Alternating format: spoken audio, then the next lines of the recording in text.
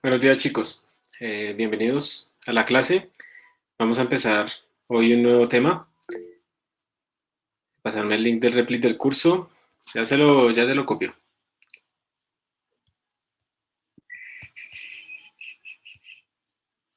Share.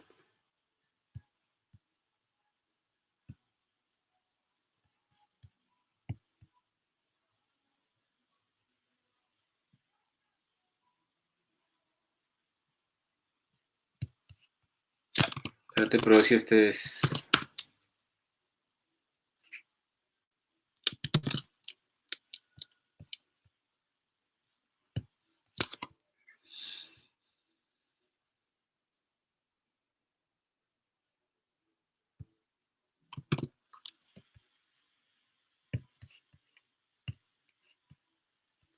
Mira qué te sale si entras ahí, por favor.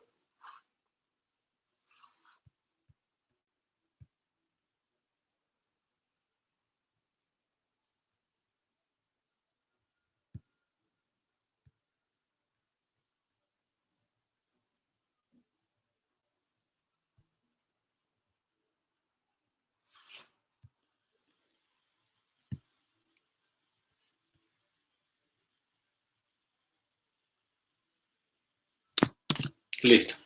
Bien. Entonces, ya que todos están acá, bueno, en Replit, vamos a empezar primero con una parte que es como hablar mucho para indicarles a ustedes esto del High Performance Computing, para dónde va. La idea, digamos, de esto que vamos a ver acá es que ustedes en sus proyectos finales deberán incluir algunas de las técnicas de paralelización que vamos a ver acá nosotros, ya sea con OpenMP o con MPI, para que se vea realmente la aceleración de las cosas y se vea realmente cuál es la ventaja de hacer este tipo de aproximaciones y este tipo de utilizar ese tipo de herramientas. Y cómo es posible que uno pueda hacer ciencia muchísimo más precisa y muchísimo más poderosa, pues utilizando programación en paralelo, porque la programación en paralelo tiende es como a quitarle esas barreras computacionales que tienen originalmente, obviamente teniendo máquinas para correr los códigos, y al eliminar esas barreras ustedes pueden tener programas que ataquen sistemas tan gigantes cuya representación, digamos, matricial no cabría en un computador normal, sino en 30 computadores y cosas de ese estilo, cosas a las que uno no puede acceder normalmente, que uno no se imagina que puede hacer. Entonces, digamos que la computación paralela permite abrir, digamos, la posibilidad de estudiar sistemas muchísimo mayores y muchísimo más grandes que los que uno normalmente podría explorar. Y eso tiene varias ventajas. Tiene ventajas, por ejemplo, en que mejoraría muchísimo la precisión de los datos, en que uno puede estudiar y predecir de una manera mucho más precisa, o por ejemplo que uno puede correr muchísimas simulaciones al mismo tiempo y esas simulaciones que corren al mismo tiempo le permitirá tener una mejor estadística. Ustedes se dieron cuenta, o se están dando cuenta con el proyecto intermedio que uno pues tiene que correr varias veces este tipo de cosas aleatorias para poder sacar estadística y entre más grande sea el sistema y más veces lo pueda correr, pues son mejores los datos. Pero pues uno está limitado a cómo correr. Y ustedes también se han dado cuenta, pues que realmente, a menos que lo hagan manualmente, no están utilizando sino solo un procesador. Así tengan cuatro, o tengan ocho o dos, solo están utilizando un procesador al 100% y pues eso es un gasto fuerte de recursos porque pues los otros procesadores están ahí esperando, haciendo nada. Y uno podría si tiene cuatro procesadores disponibles, pues podría ser cuatro veces más productivo y haber terminado en cuatro veces menos tiempo todas las simulaciones. Entonces, este tipo de herramientas van hacia allá a tratar de hacer computación de alto rendimiento y una de las herramientas en esta computación de alto rendimiento empieza pues primero por saber hacer códigos modulares y rápidos, o sea, la optimización serial que ya vimos, por compilar con banderas optimizadoras también, que también ya lo vimos, y luego de esto viene ya la parte que eh, es de ya programar en paralelo. Y entonces ahí entra la computación distribuida. Entonces esta presentación vieja, pero que sigue teniendo cosas relevantes de Iván Pulido, la seguiré usando. Yo creo que le voy a borrar la fecha para que la gente crea que es hecha recientemente y ya. Pero muchos de esos conceptos no han cambiado. Han cambiado algunas herramientas y algunas cositas y las iré ignorando a medida que vayamos pasando por ahí. Entonces, yo no sé, ¿ustedes están viendo mi pantalla? No, ¿cierto? No. No, profe. Listo, la voy a compartir. Gracias por confirmarlo. Esta es la presentación que les decía. Entonces, pues vamos a arrancar viendo esto.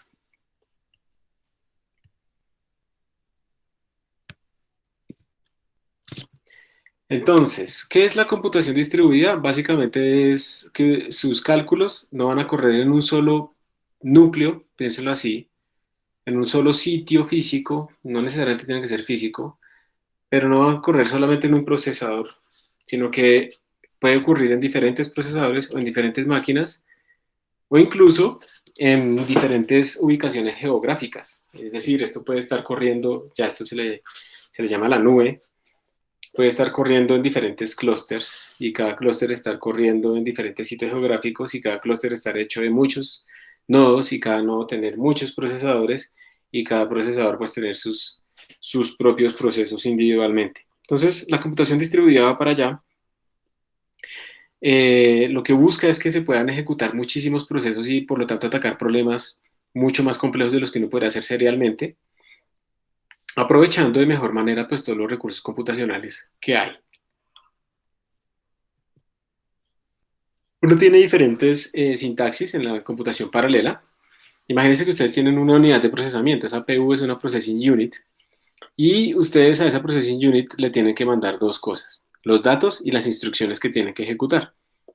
Entonces tenemos como un instruction pool, que es de donde salen todas las instrucciones que hay que ejecutar, como sumar, restar, multiplicar, ¿sí? Las operaciones básicas que al final vamos a hacer con los datos.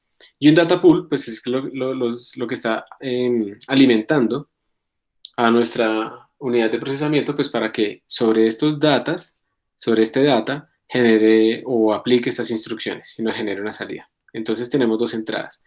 Cuando uno tiene un solo dato al que se le ejecuta una sola instrucción, eso se llama single instruction, single data. Obviamente eso no es paralelo, eso es completamente serial, tanto en, tanto en datos como en instrucciones. Esa es la más sencilla posible.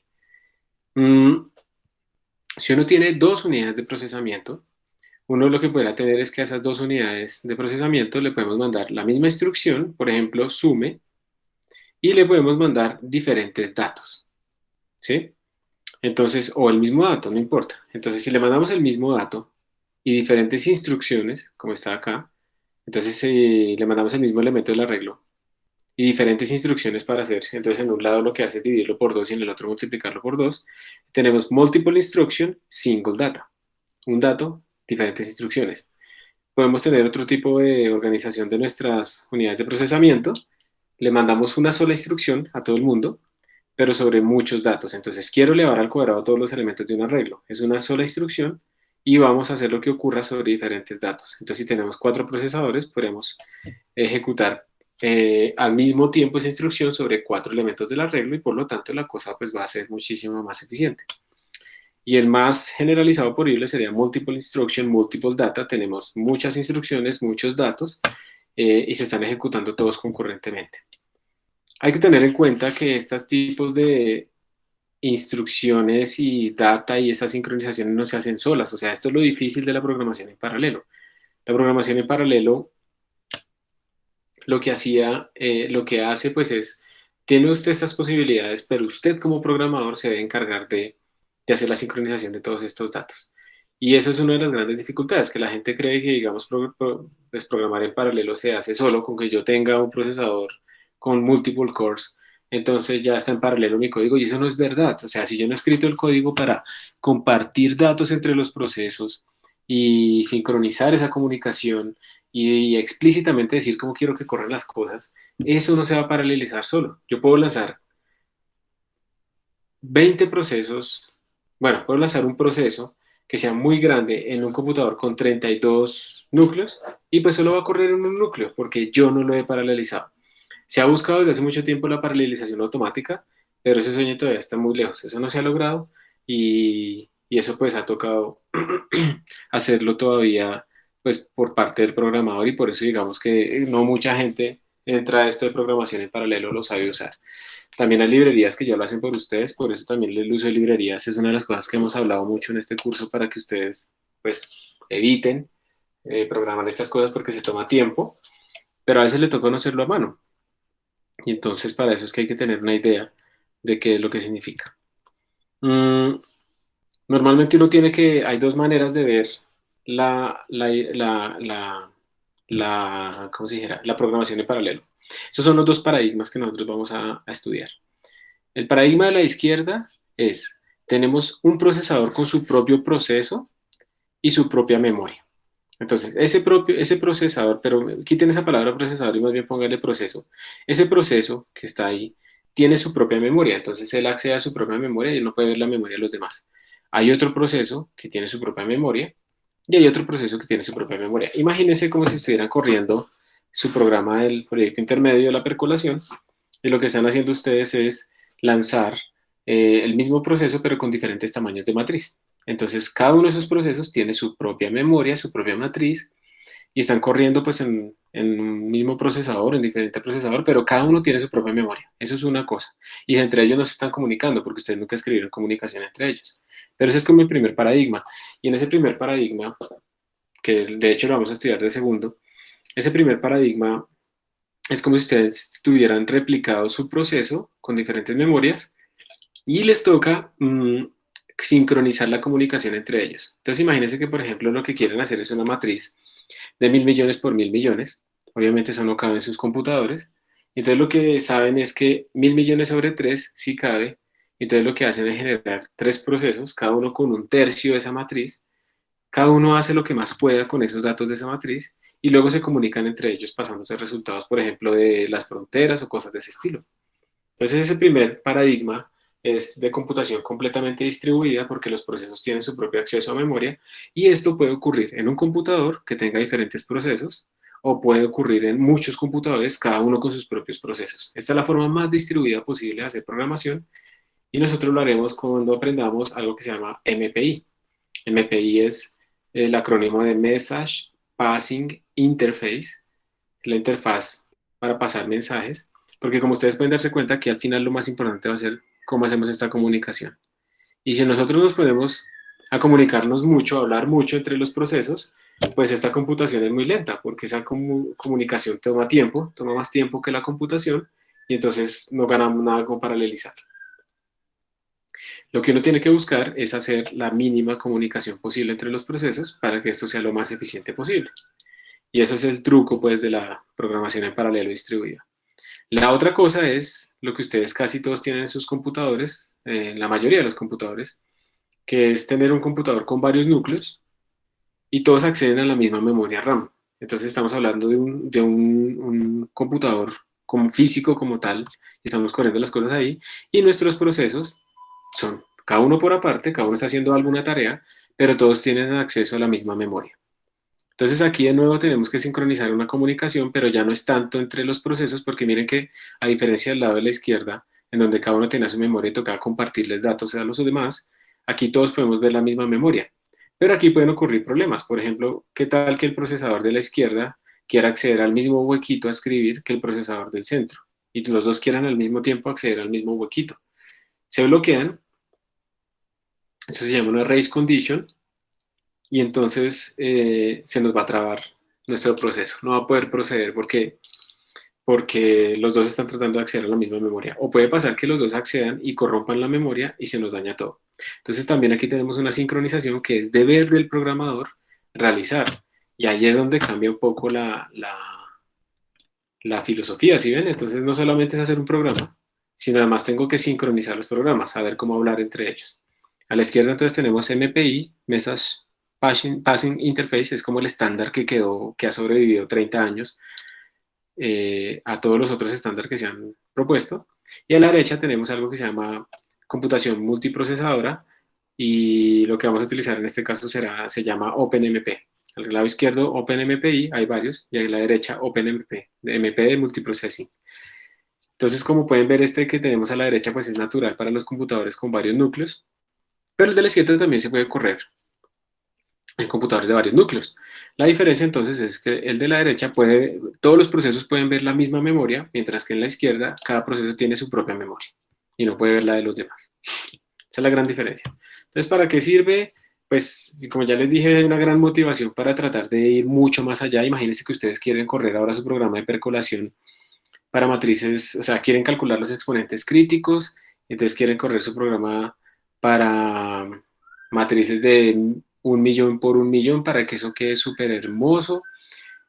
Hermoso quiere decir preciso, con muchas cifras decimales, eso es hermoso, digamos en estos casos.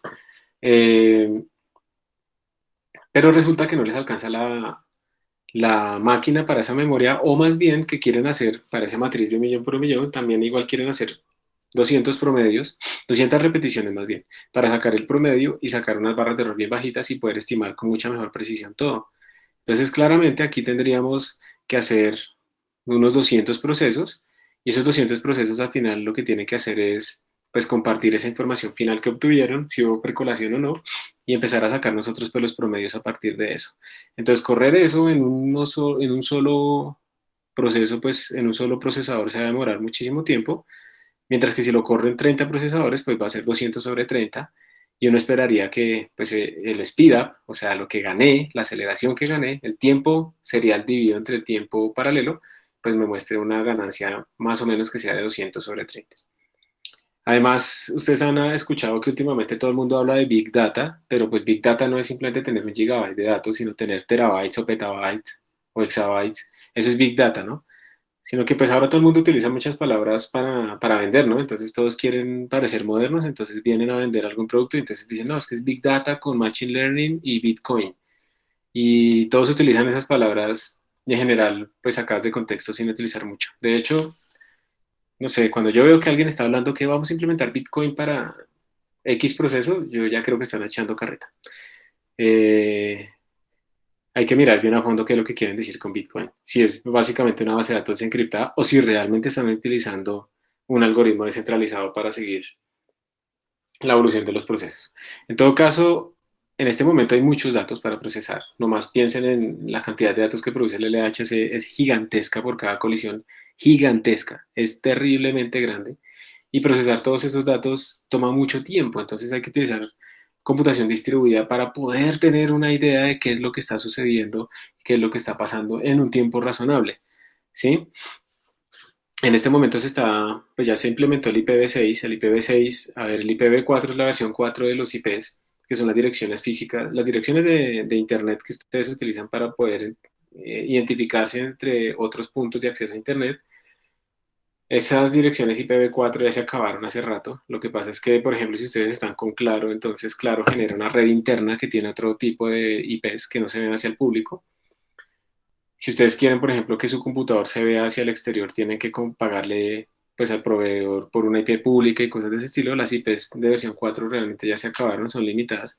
Y con el boom que tenemos ahora, dispositivos móviles y neveras smart y por parlantes y pantallas y todo ese montón de Internet of Things conectados a Internet, pues ya no alcanzan las IPs. Entonces se ha desarrollado un nuevo estándar que son las IPs versión 6. Esa Internet versión 6 es brutal porque más o menos la densidad es como de 1.000.000.000 de IPs por metro cuadrado. O sea, piensen en la densidad que puede tener eso de IPs únicas. Entonces realmente eso resuelve el problema. Se ha demorado bastante en este momento pues, la implementación, pues por todo, ¿no? Porque es que ¿qué incentivo tiene Claro de generar todo eso si ya resolvió el problema y eso le costaría a ellos plata y lo que quieren es seguir exprimiendo al máximo pues lo que tienen actualmente, que es natural para una empresa? Pero a un futuro lo que vamos a tener es un montonón de dispositivos conectados, un montonón neveras smart que le mandan a uno un mensaje de texto si se quedó abierta. Aunque como dicen, ¿no? Si es tan smart, pues ¿por qué no se cierra? ¿No? Aunque también pues uno se pone a pensar, si se cierra y soy yo el que estoy poniendo mercado y se cierra, pues me casca en la cabeza. Entonces tendrá que tener un sensor para saber si hay alguien ahí mirando y eso es más difícil y bueno. Pero vamos a tener un montón de aparatos conectados, eh, inseguros probablemente, porque casi todas las cámaras que uno compra web y para bebés y todos esos dispositivos conectados baratos, en general tienen sistemas operativos viejísimos con contraseñas por defecto. Si ustedes quieren alguna vez ver la cantidad de impresoras, de cámaras web, de dispositivos del Internet of Things, que a veces se le llama Internet of Shit, que están conectados y que están con contraseñas por defecto y que la gente puede acceder, métanse a un navegador que se llama Shodan, Shodan, shodan.io, y con Shodan ustedes pueden encontrar la cantidad de dispositivos que están no seguros en la red. Entonces la gente a veces tiene cámaras web y pueden acceder extraños a esas cámaras a mirarlas. Y pues bueno, hay que tener cuidado con eso. Entonces la seguridad también es otra cosa que entra acá. Pero imagínense entonces ustedes que quieren procesar todos los datos de esas cámaras en algún momento, pues es una cantidad gigantesca. O sea, los datos que se están produciendo actualmente es gigantesco y pues eso también requiere ya computación distribuida porque nuestras máquinas no dan para eso. Entonces, el paso siguiente en la ciencia de lo que ustedes pueden hacer y también en el procesamiento de datos y de información y de todo, pues tiene que ver con computación distribuida. No hay de otra. Esto es algo que se llama la ley de Moore. El eje a la izquierda es el número de transistores que es relativamente proporcional a la potencia que nos va a dar o sea, a la frecuencia, pues, de un core, de una CPU, y abajo tenemos las fechas. Entonces, como pueden ver, esta ley, tenemos un crecimiento exponencial, porque miren que la escala es logarítmica en el eje vertical y nos dio una línea recta. Tenemos un crecimiento exponencial y más o menos lo que se encontraba, eso fue lo que dijo Moore, que más o menos cada año se doblaba, cada 2 años se duplicaba el número de transistores que uno podía meter dentro de un procesador. Eso implicaba más potencia de procesamiento, también implicaba, pues, al tener mayores frecuencias que se calentaban más, y usted lo debe sentir en sus piernas, ¿no? A veces. Y por eso, digamos, actualmente hay otro eje que ya no es solamente cuántos transistores tengo, sino cuánta potencia gasto por dólar y también cuánto cuesta el enfriamiento, ¿no? Entonces hay mucha competencia en cómo enfriar mejor para la mayor frecuencia y casi todos los procesadores, por ejemplo, de Intel que se venden ahora, pues sí, o sea, cuando los tienen bien enfriados funcionan muy rápido, pero en general esos computadores están completamente modificados para que medio se calienten e inmediatamente bajen su velocidad de procesamiento de 3.5 GHz a 1.2 para no calentarse tanto, porque los portátiles como están siendo tan compactos, pues ya no tienen formas muy eficientes o pues es muy difícil disipar el calor. Entonces uno realmente no tiene siempre su rendimiento máximo, pero si uno ya tiene un computador de escritorio, uno ya puede sacar un mejor rendimiento. Y en los clústeres, por ejemplo, en sitios donde hay muchas máquinas, uno de los grandes gastos y de los grandes problemas de diseño que hay que tener en cuenta, pues es la refrigeración. Esa vaina se calienta mucho. Ustedes nomás no sé si se han dado cuenta en la sala de sistemas, eso que la ventana está abierta, a veces se calienta mucho. Piensen ahora 100.000 computadores, todos al 100% procesando. Eso se calienta gigantesco, o sea, eso puede derretir cosas. Y enfriar un clúster puede costar mucho. Por eso es que armar esos clústeres no es tan fácil como, venga, pegue esos computadores y ya. Uno tiene que tener gente que sepa manejar un clúster, tiene que tener enfriamiento, tiene que tener un montón de cosas. En Brasil pasó, perdón, en Brasil pasó que montaron uno de los clústeres más poderosos de Latinoamérica, lo prendieron, estaban esperando que llegaran trabajos y eso, y cuando les llegó la primera cuenta de la luz eléctrica, se fueron para atrás porque era $100.000. Entonces les tocó pagarlo, ¿sí? Entonces, hacer un clúster no puede ser simplemente como conectemos y ya. Eso es para jugar de pronto, para aprender y listo. Pero si uno va a hacer un clúster, uno tiene que hacer un cálculo y hacer una indagación previa realmente de qué es lo que necesita la gente, ¿ven? Porque si no, pues entonces no va a ser eficiente en costos. Entonces tenemos esta ley de Moore que va duplicando el número de transistores y llegó un momento en que, pues para yo seguir metiendo cosas dentro de un espacio limitado, pues las cosas tenían que ser cada vez más chiquitas. Pero llega un momento en que empieza aquí a jugar la mecánica cuántica y también los límites ya termodinámicos de temperatura, entonces ya no se pudo aumentar más eh, el número de transistores, ¿sí? De la forma que venía pasando. Entonces eso también fue en contra un poco de la ingeniería de software como hecho hasta ese momento. La gente realmente no le prestaba atención al performance porque simplemente yo con que el otro año comprara un procesador más rápido, pues ya mi código corría 2 veces más rápido. Entonces la gente era muy relajada con eso, pero llega un momento en el que ya no se puede poner más cores dentro de más transistores, ya no puedo aumentar la frecuencia y entonces toca empezar es a poner cores nuevos, o sea, un procesador, dos procesadores dentro del mismo computador. Y eso implica programar en paralelo. Y como eso no se aprende mucho, pues entonces hay un gran gasto en estas cosas, salvo pues aplicaciones muy diseñadas a eso como los juegos y cosas así. Entonces cambió el paradigma y también cambió la forma en que tocaba pensar pues cómo programar eficientemente estos sistemas. Estos son ejemplos y fotos de algunos clústeres. Por ejemplo, el que está arriba es el que está en la Nacional, ahí en física. No, mentiras, ya quisiéramos. Eh, Esas son fotos de clústeres muy bien diseñados, o sea, uno porque dice que son bien diseñados porque el cableado está bonito, tiene sus sistemas de refrigeración, realmente lo que se venden son racks donde uno va colocando servidores, cada una de estas cosas metálicas que ustedes ven ahí es un servidor que uno pone y ese servidor puede tener, pues, por ejemplo, 32 núcleos y, por ejemplo, puede tener 128 gigabytes de RAM, o sea, son unas cosas monstruosas y además tienen almacenamiento, ¿no? Gigantesco también. Y pues la topología de conexión de todas estas cosas es muy importante y se estudia mucho para que esto sea lo más eficiente posible. Y obviamente uno no puede llegar acá y como, pues, ¿dónde abro las ventanas o dónde abro Firefox? Pues la idea es que nadie puede loguearse en estos nodos. Hay unos nodos, digamos, de entrada donde uno llega a esos nodos y ahí pone trabajos y un manejador de trabajos como Slurm manda esos trabajos a los clústeres y se encarga de más o menos repartir los recursos apropiadamente. Yo he pedido a ver si nos dejan utilizar un poquito del clúster que está en biología, pero no me han respondido hasta ahora.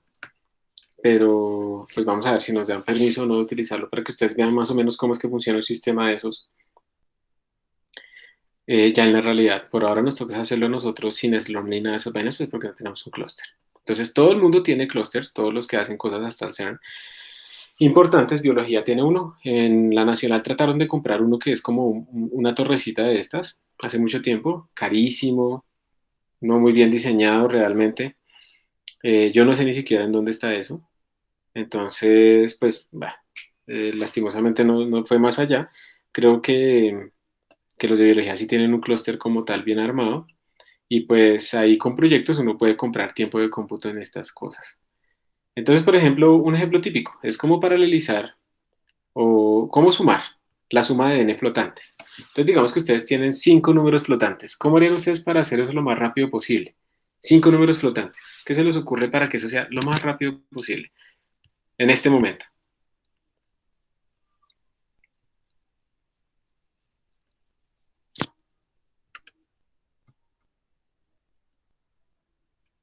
Sumar dos y dos aparte.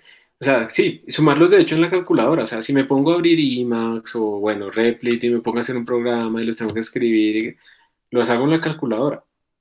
Y esa es la forma más rápida posible de hacer la suma. Pero lo que dice Sara es verdad. Yo podría coger mi arreglo. ¿Dónde está esta vaina? Yo podría coger mi arreglo. ¿Dónde está? Acá. Y yo podría decirle a dos estudiantes, decirles, venga, súmenlos estos dos números, usted suma estos otros dos números, yo espero sus resultados y luego sumamos estos tres números. O sea, podríamos distribuir la tarea. Con un número tan chiquito de elementos, eso no lleva como a mucho, o sea, es una bobada ponerse a paralelizar algo tan pequeño. De hecho, se demoraría más el programa en paralelo con la comunicación que lo que se demoraría en programa serial sumando los números. Si uno suma 1000 números, eso sigue siendo un tamaño pequeño. Porque es que eso se procesa muy rápido en nuestros procesadores actuales. Entonces uno también tiene que pensar en la escala en donde realmente necesite. Si ya tenemos 1 millón de números, de pronto ahí sí sería mejor dividirlo entre nosotros. Cada uno de nosotros va a coger 10.000, va a sumarlo en su propio programita y simplemente nos retorna cuánto le dio.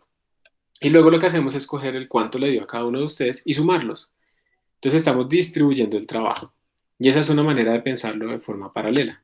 Entonces, ven que lo que estamos haciendo es como coger el problema grande, partirlo, asignarlo a diferentes procesadores y luego comunicarnos con ellos para que nos den esos resultados y luego hacer algo con los resultados. Ese es el fundamento de la programación en paralelo. Entonces, lo que queremos es repartir nuestro arreglo entre todos ellos, darles los datos o decirles cómo se generan, pero no tiene sentido pensar, por ejemplo, que en un nodo, digamos el nodo principal, pues tenga todo el arreglo y lo empiece a repartir. Estamos pensando en problemas donde ni siquiera ese arreglo original cabe. Entonces lo que tendríamos que decirles, nodo uno, lea los datos de este archivo, solamente esta parte. Nodo 2, léalo de esta otra parte. Nodo 3, esta otra parte. O sea, recordemos que estamos tratando de pensar en problemas que traban nuestros computadores. Obviamente ustedes dirán, no, pues es fácil, yo simplemente abro la máquina virtual y eso me traba el computador. Sí, pero estamos hablando de problemas en donde acabamos la memoria RAM, pero RAM grande, o sea, no estamos hablando de 4 GB de RAM. Muchos celulares actualmente traen 4 GB de RAM y esos son los computadores que a veces le están vendiendo a las personas. A mí me molesta muchísimo. Me molesta muchísimo, por ejemplo, que los computadores tengan IVA después de cierto valor. Entonces eso lo que está obligando es que las personas que tienen un poquito de plata tengan que comprar pues el computador más barato que no tiene IVA y esos computadores más baratos van a quedarse obsoletos en un año.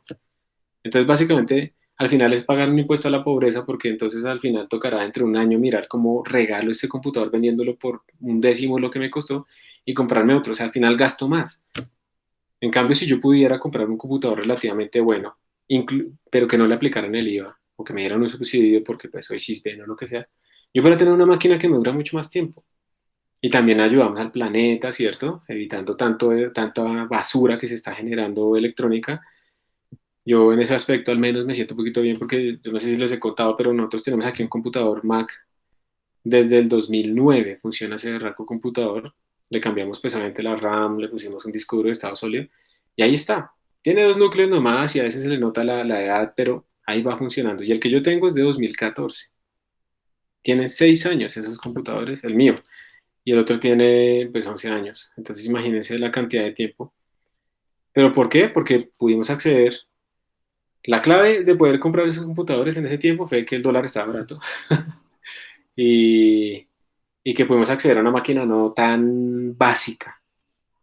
Porque es que si siempre nos obligan a comprar cosas básicas, vamos a estar siempre condenados a tenerlas que renovar dentro de poco tiempo. Lo barato sale caro en estos aspectos. O sea, a mí me molesta mucho que le pongan el IVA solamente a lo más caro, porque lo consideran un lujo, siendo que pues ahora es una necesidad. Bueno, pues vamos acá entonces. Mm, Esa es la forma de paralelizar entonces nuestros resultados.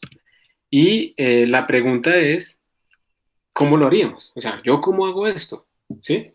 Entonces, ¿será que tengo un código en C++? ¿Cómo hago yo para repartir esta información y que diferentes procesos o threads, procesos livianos, se encarguen de hacer cada uno una parte? Y pues eso es lo que vamos a aprender después cuando veamos las nuevas funciones que nos entregan a nosotros disponibles OpenMP o MPI. Lo que nos permite es pensar cómo distribuir esta información, cómo recopilarla y cómo procesarla. Eso es como el gran secreto y la gran clave que nos dan a nosotros disponibles estas librerías. Entonces, ¿cómo se logra? Hay una forma de hacerlo que es con electrónica especializada. Eso obviamente está lejos de nosotros. Eso, hay unas cosas que se llaman FPGAs. Uno puede programar un algoritmo en un hardware, imprimirlo y conectar ese hardware y eso hace la cosa lo más rápido posible, pero pues requiere mucho conocimiento y mucho dinero. Entonces es muy especializado. La otra es la computación distribuida automática, realmente no funciona muy bien, eso no existe todavía. Y la otra son extender los lenguajes que yo ya conozco. Y extendiendo esos lenguajes, pues yo utilizo lo que la gente ya sabe y simplemente lo modifico un poquito, le añado unas nuevas funciones para permitirle a esas personas como ir un poquitín más allá. Eso es como lo que se puede hacer ahí. Esa es la que normalmente se hace. Entonces, la primera que vamos a estudiar nosotros se llama OpenMP y en esa tecnología eso, primero que todo, eso son extensiones al lenguaje de C o C++. También hay unas librerías para Python y cosas así. Python tiene un grave problema de programación en paralelo, y es que Python tiene algo que se llama el GIL, el Global Interpreted Lock. Y entonces Python realmente como tal no puede correrse en paralelo. Pero pues hay unas librerías que resuelven este problema ya, y eso ya está resuelto, pues. De diseño, es un problema de diseño, pues, pero que tiene sus ventajas en el momento en que se diseñó. Y pues también corren algo parecido a esto de OpenMP. Es muy sencillo, realmente programar en OpenMP es realmente sencillo porque ustedes cogen un programa normal que ustedes tienen, le añaden unas ciertas directivas y el programa ¡pum!, mágicamente se vuelve paralelo, casi que mágicamente. Obviamente la idea es saber cuáles son esas directivas que yo le añado. Eh, Hay que tener un compilador que soporte eso. Entonces, si mi compilador no soporta eso, esas directivas se ignoran y mi programa es serial. Pero si sí lo soporta, esas directivas no se ignoran y entonces mi programa se vuelve paralelo. Entonces la idea es que esto funciona, pilas, esto funciona es en un computador con múltiples procesos y todos pueden ver la misma memoria. Esos procesos, como son tan livianos, no se les llama procesos realmente, sino que se les llama threads, hilos. Los hilos son procesos muy, muy livianos. ¿Y por qué son livianos? Pues porque ellos no crean su propia memoria y su propio contexto, sino que ellos pueden ver la misma memoria que ve como el proceso madre, como el programa original. Entonces son muy livianos, se les llama hilos, y lo que uno hace pues es generar varios hilos, y esos hilos corren concurrentemente, ejecutan concurrentemente, y uno pues puede tener puntos de sincronización de los hilos para pedirles información, luego vuelve a crear hilos, y uno como que en estos procesos en OpenMP lo que está haciendo es un modelo que se llama fork join, uno como que está, en cierto momento crea muchos hilos, los hilos hacen muchas cosas y luego los une para recoger los resultados otra vez. Entonces eso es lo que uno tiene con estos hilos. Y este es un ejemplo de un código. Este está en C, pero lo vamos a hacer en C++, de un programa en OpenMP. Un programita en OpenMP sencillito es este. Este es un Hola Mundo, pero lo vamos a hacer nosotros en Replit. Entonces todos vamos para Replit. Vamos a hacer nuestro primer programa en paralelo Hola Mundo. Vamos a hacer bien intensos y vamos a mandar un montón de Hola Mundos.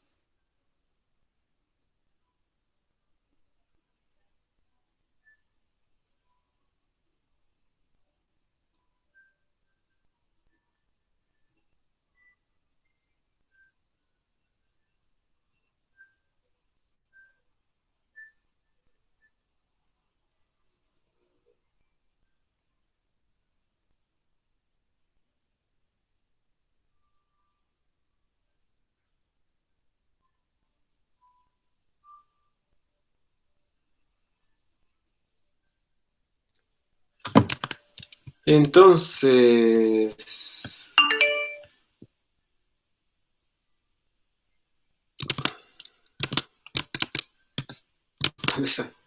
el Replit. Voy a crear una nueva carpeta. 2020 0515 HPC 1.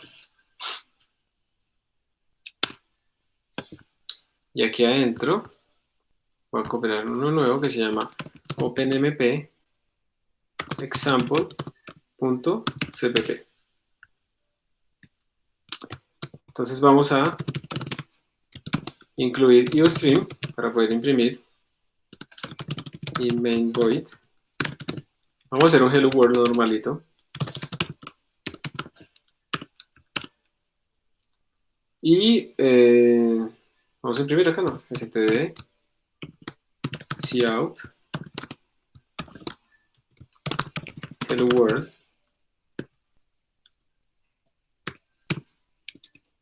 Bueno, dejémosle a ver si nos pasa una cosa interesante. Listo. Entonces todos tenemos esto, este codiguito, hello world. Vamos a escribirlo, por favor, escríbanlo bien. Pueden recargar el Replit porque ahí les aparece directamente. Y entonces vamos a ver cómo es que funciona esta cosa. La presentación dice esto. Miren, añadan esto. Añadan Pragma o MP Parallel. Y mágicamente se vuelve paralelo. Es como así. O sea, no puede ser que sea tan fácil. Esto lo que le estás diciendo es, escriban esto, miren, Pragma o MP Parallel. ¿Sí? Eso es lo que les está diciendo que escriban. Entonces, voy a quitarlo un momentico, lo voy a comentar. Vamos a compilar este código.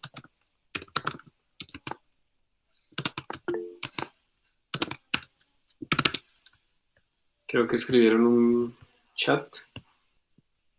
¿Cuál es el sentido del numeral dentro del main? Ya les voy a decir. Por ahora lo comenté. Voy a compilar para que veamos esto. Voy a compilarlo con G++.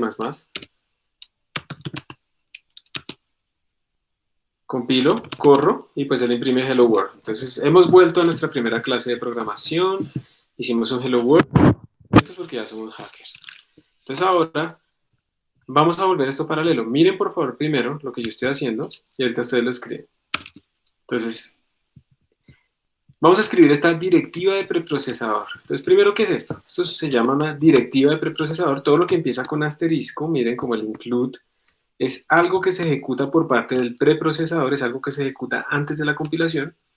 Cuando le decimos esto de include, realmente lo que le estamos diciendo es que vaya y busque el encabezado IOStream y lo incluya dentro de nuestro código. Esto pasa a tener como 20.000 líneas realmente.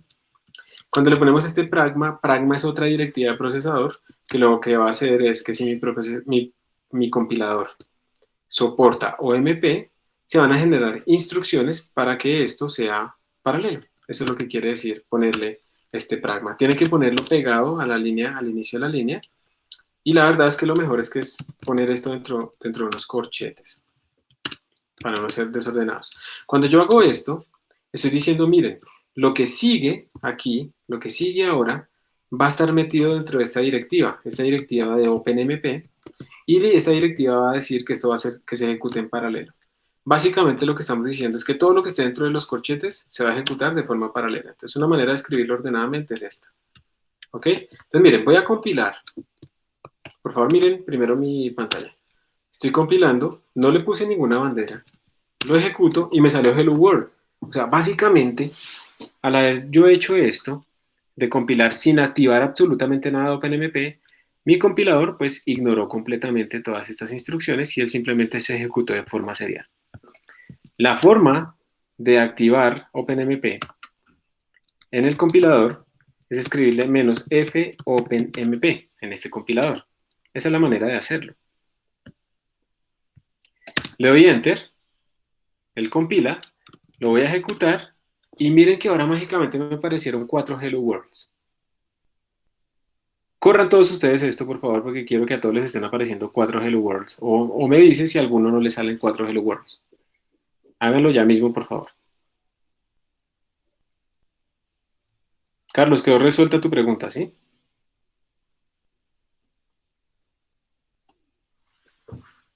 Listo.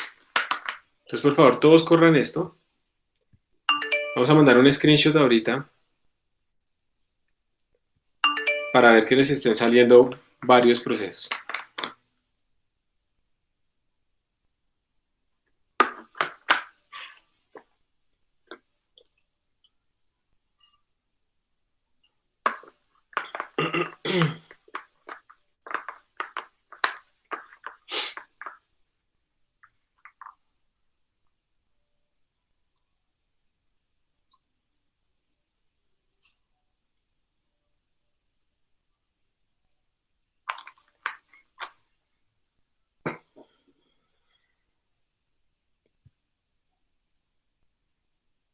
Sí, Sara. Digamos, por defecto, corre con la cantidad de procesadores que ustedes tienen. Entonces, por favor, alguien me cuenta si en el Replit no les salieron 4.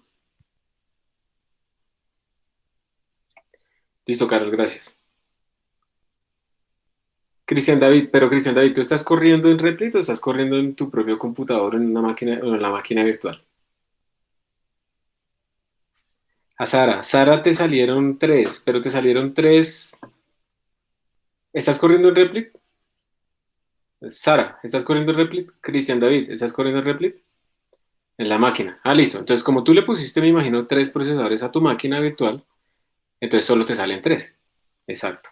Cristian David, estás en tu computador y solo tienes un procesador. Entonces, Cristian, es bueno meterse ahorita a Replit. Es bueno, no, mejor dicho, es obligatorio porque vamos a hacer cosas que utilicen varios procesadores. Entonces, si tu computador se muere con un procesador y algo de RAM, pues se va a morir con más veras si le ponemos más cosas a correr al mismo tiempo. ¿Listo, Cristian? Entonces, métete por favor a Replit a trabajar. Valeria 4, o sea, realmente tengo entendido que a todos los que estamos en Replit nos van a salir 4 y por eso es que me encantó esta solución porque nos regala una máquina con 4 procesadores y tiene como 32 GB de RAM.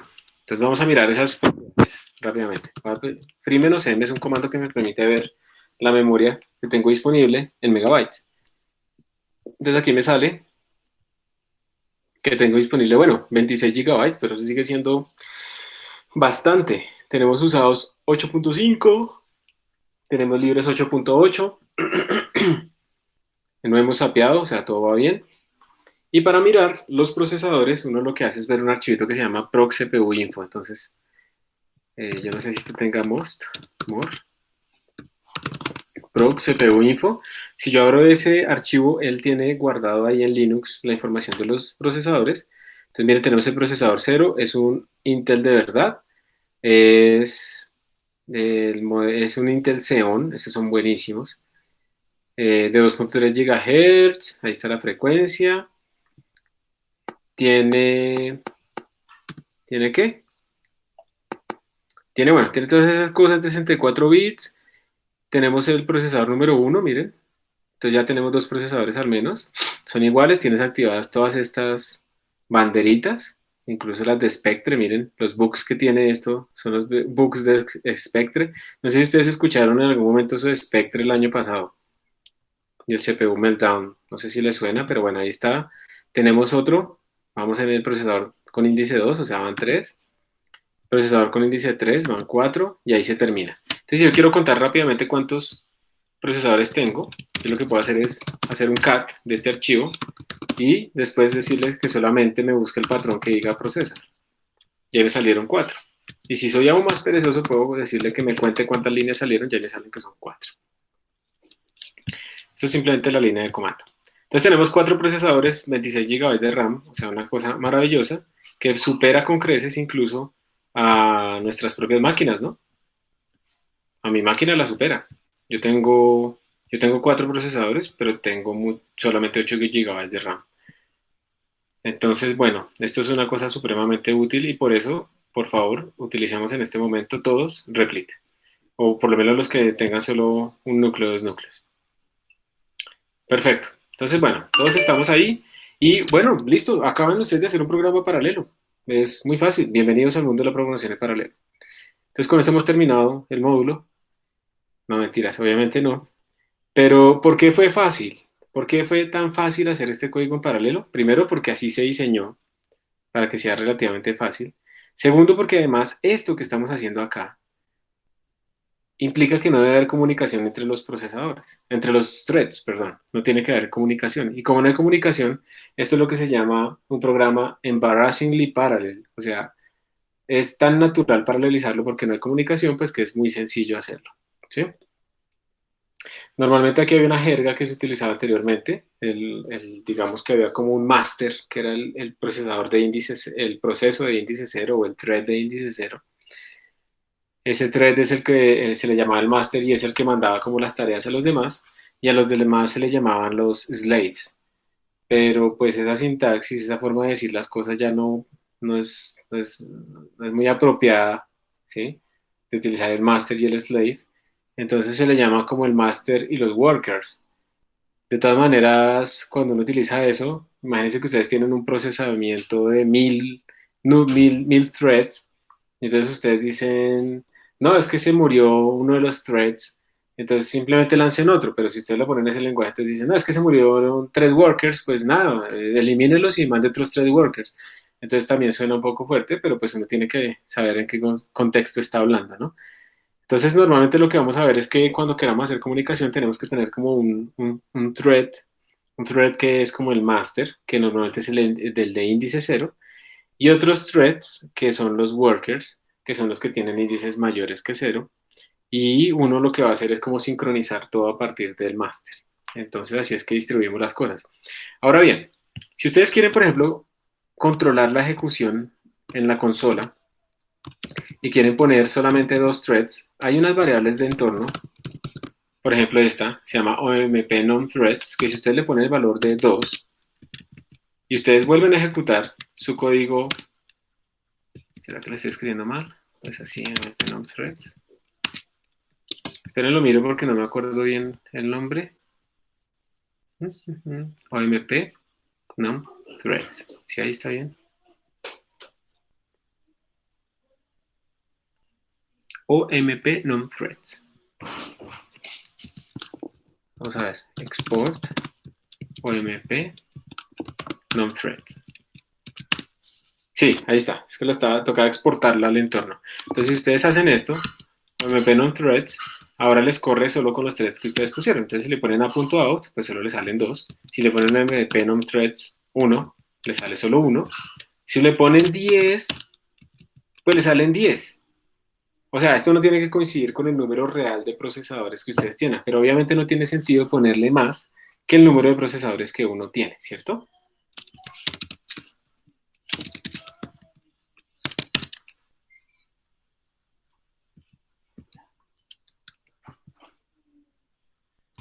Entonces lo voy a dejar aquí en 4 para que me salgan los 4 de antes. Entonces ustedes por favor córranlo con por ejemplo 10 para ver cuánto les sale.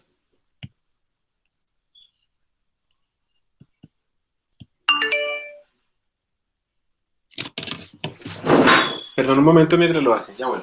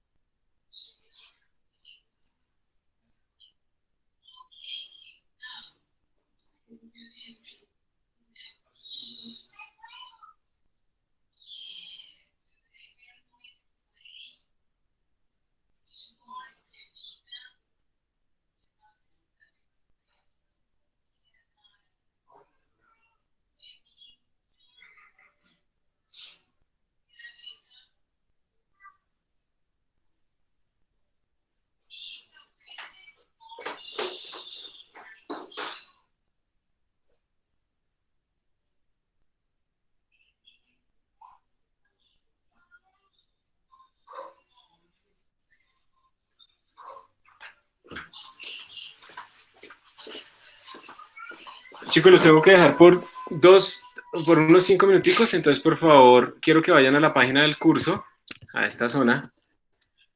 Ya les pongo acá. Sí, se repiten. Cuando uno pone más de los que uno tiene, entonces termina un proceso de hacer una cosa y luego se le manda al otro. Un thread de hacer una cosa y se le manda otra tarea al mismo. Entonces quiero que hagan este código que tenemos acá en el Hello World y miren que en el código uno también puede controlar cuántos threads puede correr. O sea, uno puede poner acá y decirle quiero que usted siempre se ejecute con 2 threads, por ejemplo. Y si ustedes hacen eso, independiente de la variable OMP, ustedes van a ver cuánto es la salida. Entonces corran eso y me cuentan si pueden correr más de 2 al haber escrito esta cláusula ahí. Ya vuelvo un momentito. Tengo emergencia con la niña. No es emergencia grave todavía.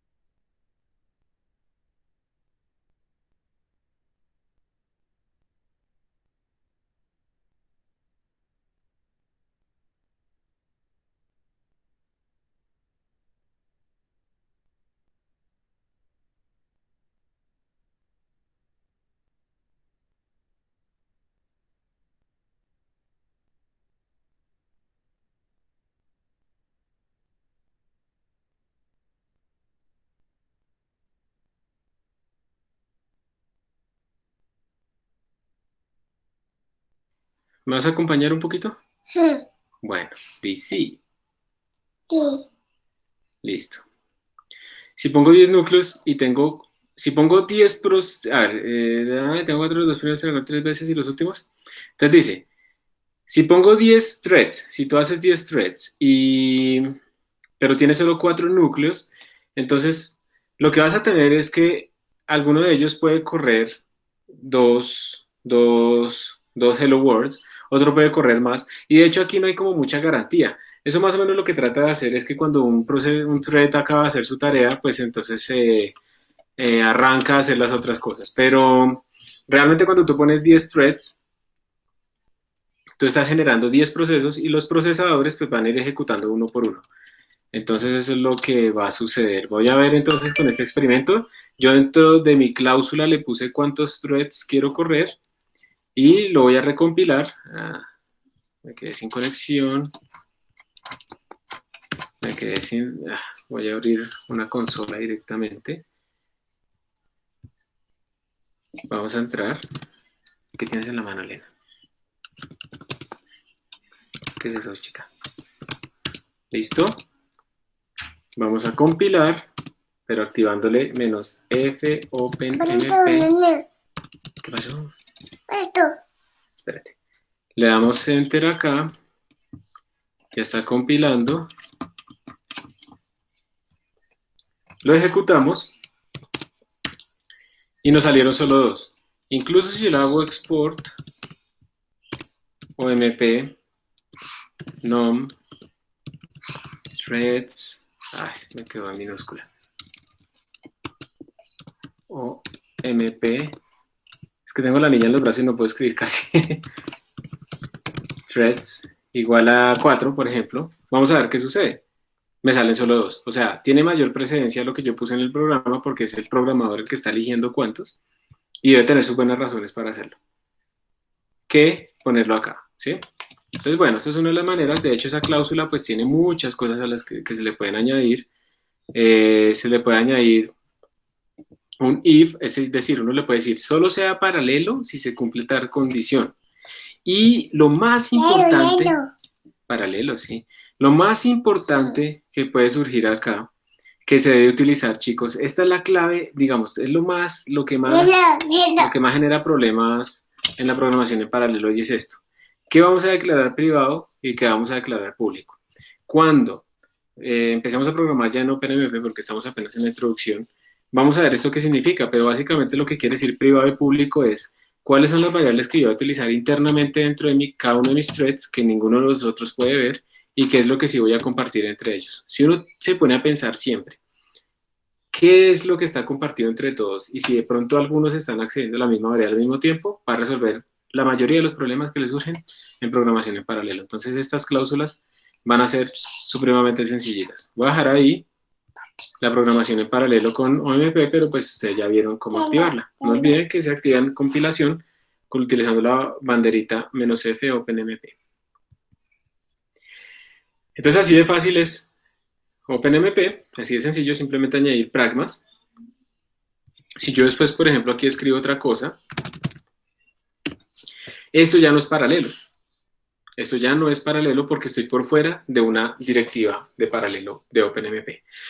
Básicamente la ejecución de mi código va empezando acá, llega aquí y crea dos threads. Cada uno de esos threads hace esta tarea y cuando llego acá, los threads desaparecen. Se vuelven a unir, por eso se llama fork join. ¿Qué se cayó? No. Dinosaurio, dinosaurio. ¿Cuál balao? Entonces, uno como que lo que está haciendo en un código de estos es crear y destruir, y crear y destruir threads, ¿listo? Y por eso también es importante que esos threads sean livianos de crear, porque yo voy a estar creándolos y destruyéndolos. Y si yo pudiera minimizar eso y hacer lo máximo posible en un thread, pues va a ser mejor, porque estoy minimizando la creación y la destrucción de esos procesos. Entonces así es que se utiliza, y pues hay una cosa importante también en la vida y en la programación, que es saber quién soy yo y saber dónde estoy respecto a los demás, ¿no? Una variable importante. Entonces, para saber quién soy yo, quién es mi índice, se puede utilizar esta función omp get thread now. Eso lo podemos poner acá y entonces yo puedo saber si yo soy el 0, el 1 o el 2 o el 3 o lo que sea. Y también podemos hacer for paralelos, pero todo eso lo vamos a ver más adelante. Entonces eso era OpenMP. Hello, papi. Hello. ¿Sí? Hello. Muy bien, mi amor. El otro paradigma que vamos a estudiar nosotros y que también pues obviamente se utiliza en programación en paralelo, Hello. es la verdadera Papi, computación. hello. Sí, mi amor. Hello. es la verdadera computación distribuida. Eso lo hacemos con MPI, Message Passing Interface, y MPI nos permite a nosotros comunicar procesos donde cada uno tiene su propia memoria. Recordemos que acá en OpenMP, en Multiprocessing, tenemos que todos los procesos pueden acceder a la misma memoria, la pueden ver. O sea, si yo declaro un arreglo acá, si yo declaro un arreglo acá, ¿sí? Double array, no sé qué cosas, todos estos threads pueden ver ese arreglo. ¿Listo? En cambio, si yo estoy utilizando MPI, esos procesos, porque ahora sí son procesos con su propia memoria, no pueden ver la memoria de los otros procesos. Ese es el protocolo estándar de MPI. MPI tiene varias implementaciones de MPI. O sea, MPI es como cuando veíamos BLAST. O sea, MPI lo que dice es, debe haber funciones llamadas así, que reciben esto y retornan esto, pero ustedes verán cómo la implementan. Y hay varias implementaciones de esa librería estándar, de esa API. Entonces tenemos, por ejemplo, la implementación que hace el Laboratorio Nacional de Argonne, que se llama MPICH2, es famosa. Hay otra que es OpenMPI, que es la que vamos a utilizar nosotros. Más o menos, digamos, un código escrito en MPI funciona en cualquiera de las dos implementaciones, simplemente hay que recompilarlo, y cada una tiene tendrá sus ventajas locales. Por ejemplo, cuando uno hace un mensaje que tiene que caerle a 200 procesos en otros computadores, pues hay algunas que están optimizadas para verificar la topología de la conexión de los cables y mandar ese mensaje de la forma más eficiente posible, ¿sí? Entonces, la interfaz es la misma, pero la implementación es diferente. Esta es la que más se usa, es el más poderoso, pero obviamente entonces es el más difícil. Ese es un ejemplo horrible, yo no sé, es una de las cosas que no me gusta, de ese código que puso aquí Iván, porque ese es un código en C antiguo, o sea, ni siquiera es un código en C, sino que es un código en C antiguo. Entonces vamos a escribirlo nosotros, a reescribirlo nosotros en C++. En paralelo, ¿sí? ¿Te dio risa la palabra paralelo? Bien, paralelo. Entonces vamos a ir a Replit y vamos a copiar. Qué pena, chicos, por la interrupción con la niña, pero creo que no es mucho. OpenMP y vamos a hacer un MPI example. .cpp. Paralelo. Ya lo copié, pero todavía no me aparece. Voy a recargar. Sí, paralelo. Programación.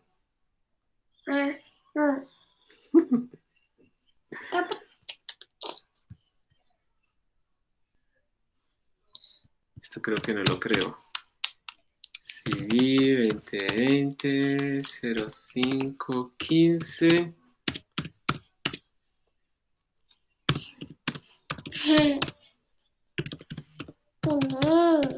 Y no. Paralelo. Entonces MPI example. Bueno, yo no había hecho. Y aquí tenemos MPI example. Vamos a recordar bien porque a veces a mí no se le olvidan las cosas. Listo. Opa. Entonces, para MPI la sintaxis es un poquito más complicada. Primero tenemos que int argc.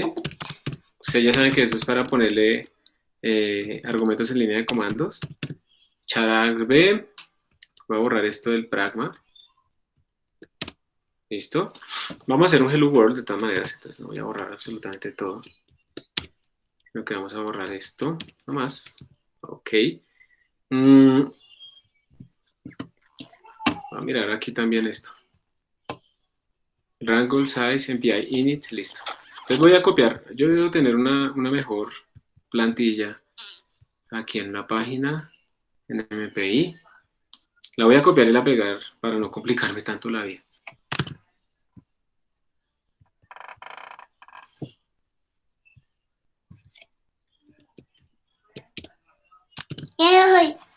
Listo. Entonces. Paralelo, sí, qué risa. Stream, mpi.h, chararb, no sé qué. Y esto lo voy a correr para que quede bien bonito. Esto debería ir acá.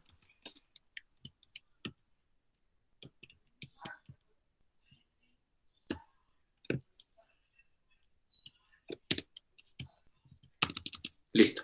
Entonces, miren, lo más importante, las funciones que tienen que estar en un programa de MPI, obligatorias, son las funciones, sí, son las funciones MPI init y MPI finalize.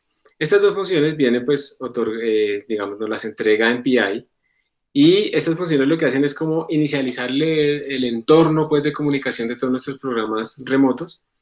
Y el finalize lo que hace es como liberar toda esa memoria y todo ese montón de cosas que se hicieron para crear ese entorno de programación en paralelo.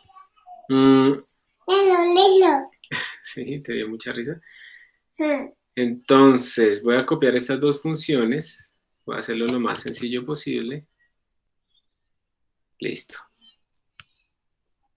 Voy a copiarlas acá. Y voy a aclarar dos variables. Int, número de procesos. Y voy a aclarar otra que int, que se llame el process ID. Eso es para saber quién soy yo. Listo. Entonces la cosa es así. Ustedes declaran estas variables, pero ahora lo que tienen que imaginarse es que cuando ustedes ejecutan este proceso, es como si este programa se estuviera multiplicando. Digamos, si ustedes lo ejecutan con 2 procesos o con 7 procesos, es como si este programa hubiera multiplicado por 2 o por 7. O sea, ahora tiene 7 procesos corriendo. Cada proceso de esos tiene su propia memoria y cada proceso de esos tiene su propia variable, no processes, y su propia variable process ID. Entonces, yo lo que estoy haciendo acá es llamar dos funciones extras.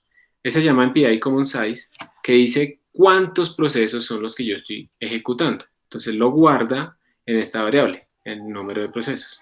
Y esta función, que se llama MPI Size Common Rank, dice quién soy yo, cuál es mi process ID. Entonces, sería útil imprimir aquí una información que diga, por ejemplo, quién soy yo, de cuántos procesos, para que ustedes vean qué significa todo esto. std cout. Entonces, I am process, y ahora sí son procesos, cada uno tiene su propia memoria. Entonces, I am process, y le vamos a decir que imprima process ID out of, y entonces nos va a decir el total. Y el total sería n processes.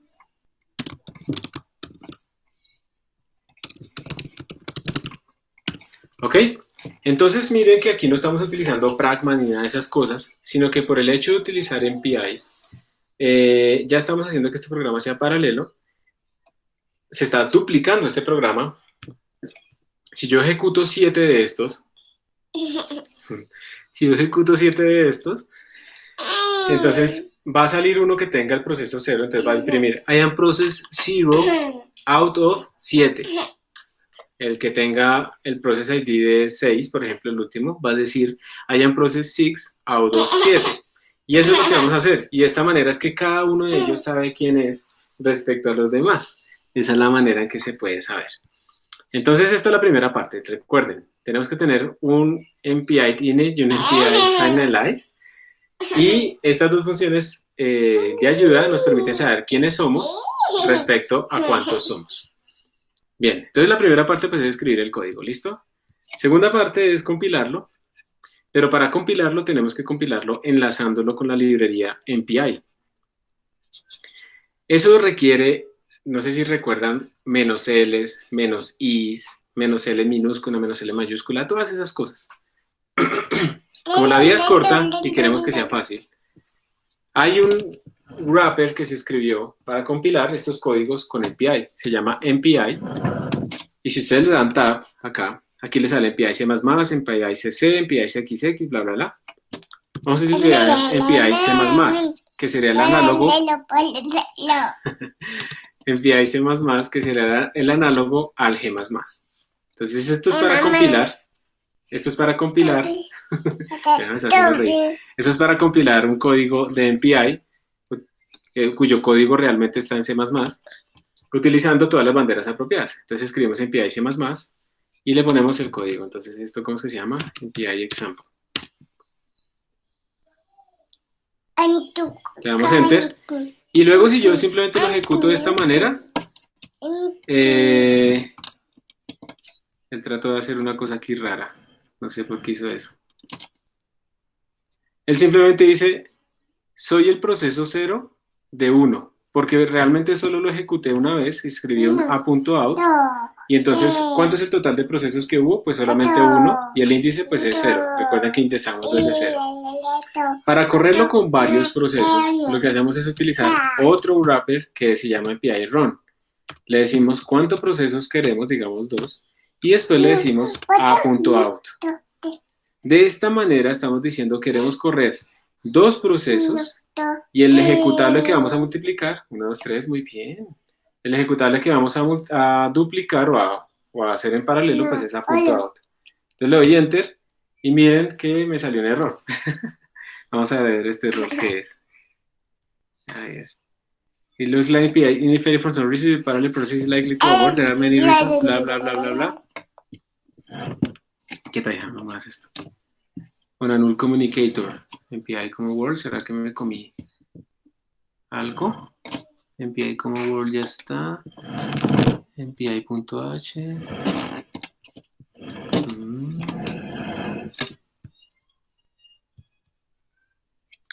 MPI init failed for some reason. Your parallel process is likely to abort. There are many reasons that the parallel process failing, some of which without configuration environment. The failure to an internal failure here seems return not found instead of success. Null communicator.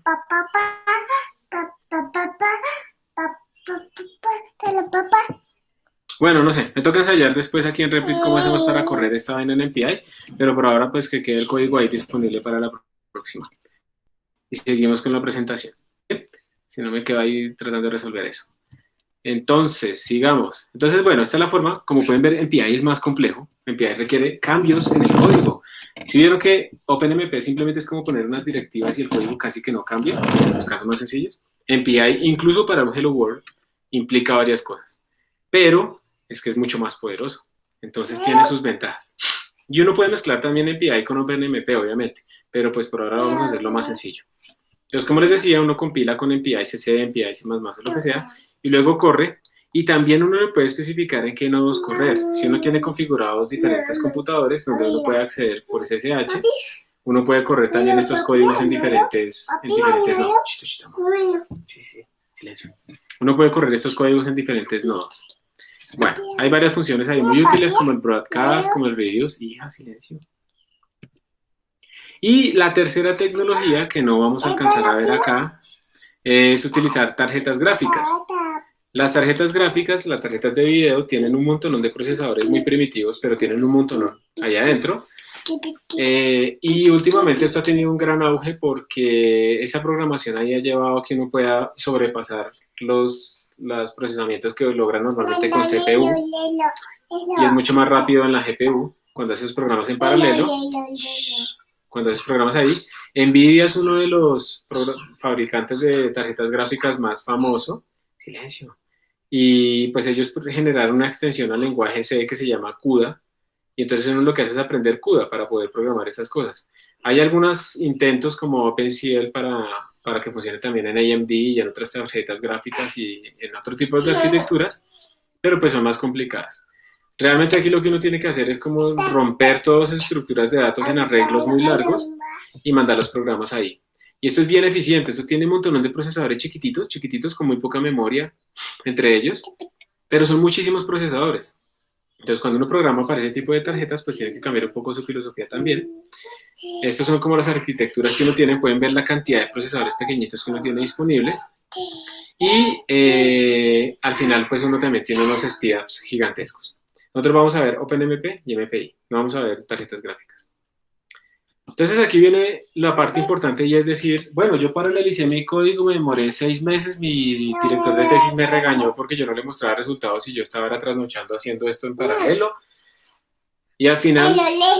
Sí, pero al final la pregunta es, ¿y eso le sirvió de algo? O sea, eso realmente le está haciendo que su código corra más rápido. Entonces, sí, no, ya no se demora 1 hora, se demora 45 minutos. Eso no sirve para nada. O sea, si uno quiere paralelizar algo, es porque quiere pasar a que se demore 1 hora, 60 minutos, a que se demore 1 minuto. Ahí es donde uno quiere llegar, ¿sí? Para que valga la pena. Y si yo me demoré 6 meses haciendo eso y pasé de 60 minutos a 1 minuto, pues no tiene sentido. Mejor lo hubiera corrido los 60 minutos y se hubiera seguido adelante y no hubiera gastado los 6 meses. Las formas de medir eso, entonces, son muy importantes. Hay un escalamiento, se llama el speedup. El speedup simplemente es cuánto se demora mi tiempo serial dividido entre cuánto se demora el tiempo paralelo. Entonces, si yo pongo 2 procesadores, yo esperaría que el tiempo paralelo se demore la mitad del tiempo serial. Y eso implica que entonces ese escalamiento del tiempo serial sobre el paralelo para 2 procesadores, pues me dé 2. Si yo pongo 4 procesadores, yo esperaría que se demore 4 veces menos. O sea que el speedup sea 4. O sea que esto idealmente, el speedup en función del número de procesadores debería darme como una línea recta, ¿cierto? Eso es lo que uno debería tener, como una línea recta, y ese es el escalamiento perfecto.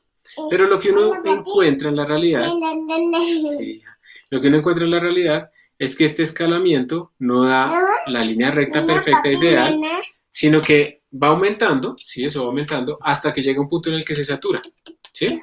Y ese punto en el que se satura se da porque uno inevitablemente va a tener una parte en su código quieta, una parte en su código que es serial y una parte en su código que es paralela. Si esa parte de su código paralela no es el 100%, pues uno nunca va a tener ese escalamiento, además de otras cosas.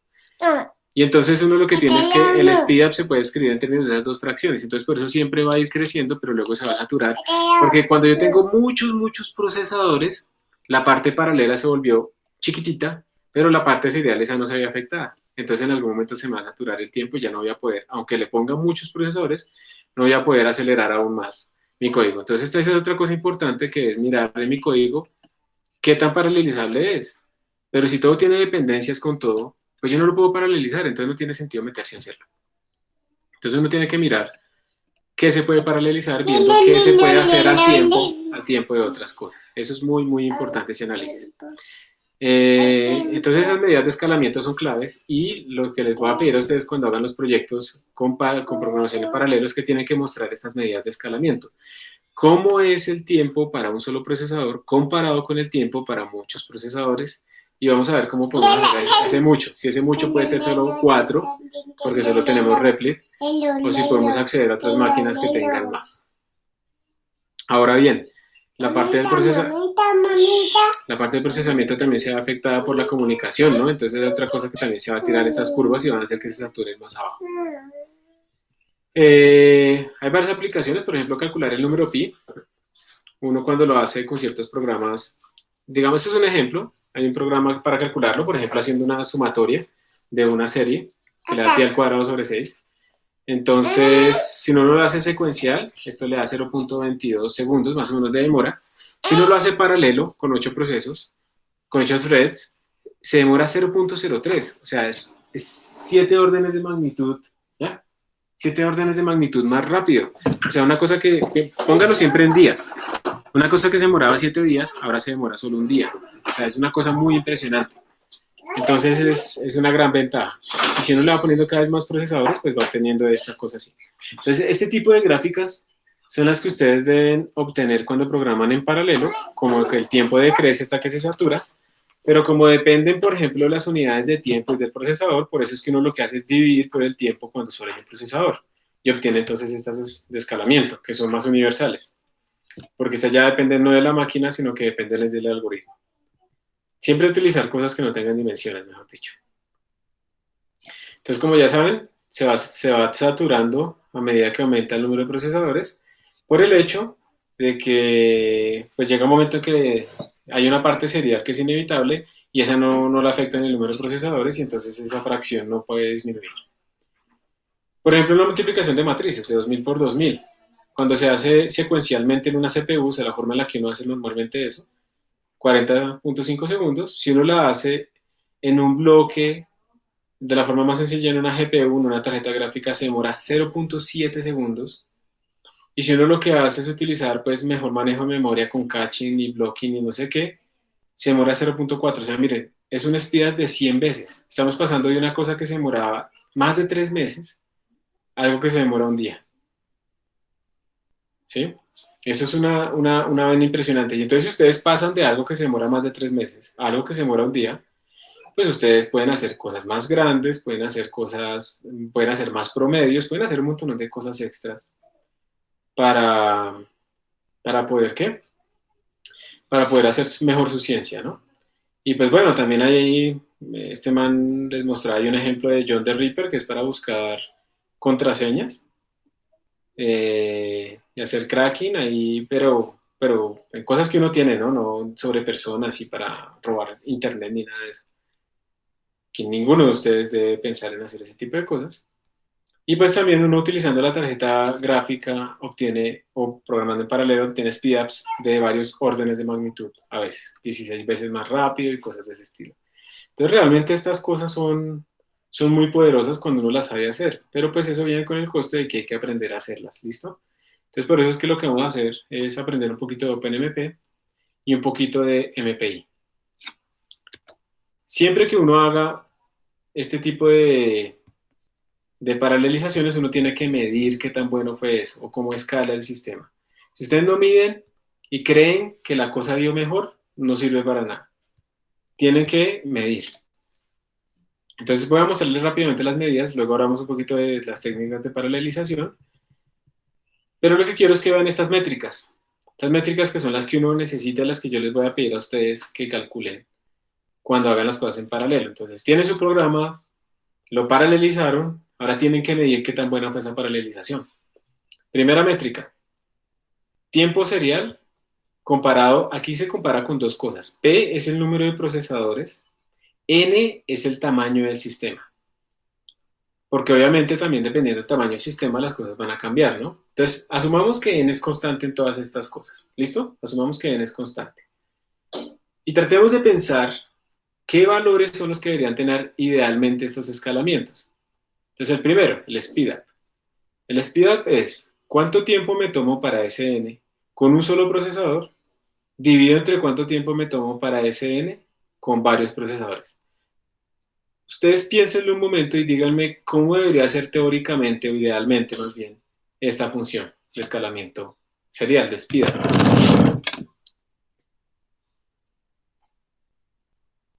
Debería ser como 1 sobre P, como P al cuadrado. ¿Qué creen? Piénsenlo un momento, por favor.